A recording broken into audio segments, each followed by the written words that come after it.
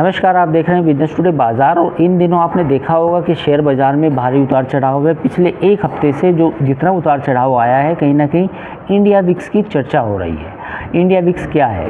दरअसल India VIX volatility को प्रदर्शित करता है। वो बताता है कि निफ्टी या सेंसेक्स में कितनी वॉलेटिलिटी है और आप बाज़ार के उतार चढ़ाव में कितना जोखिम ले सकते हैं।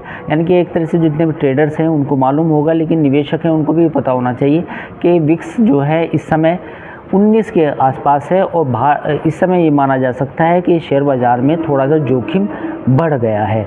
हालांकि आपने देखा होगा सोशल मीडिया पे कई विश्लेषक ये भी कह रही हैं कि आपको 4 जून तक FNO से दूर रहना चाहिए क्योंकि विक्स इतना हाई है।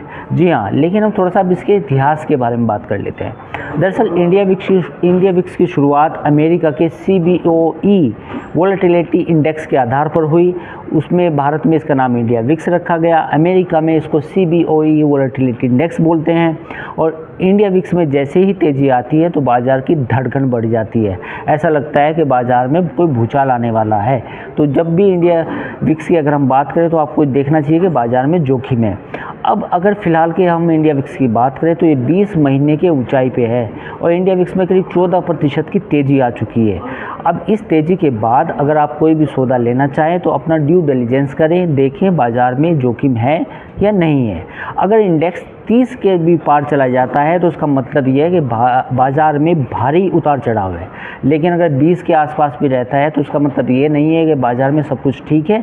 कहीं ना कहीं बाज़ार में जोखिम बना हुआ है। लेकिन अगर ये 10 के आसपास है तो फिर भी आप ये सोच सकते हैं कि बाज़ार में उतना जोखिम नहीं है कि आप किसी बड़े संकट की ओर सोच सके।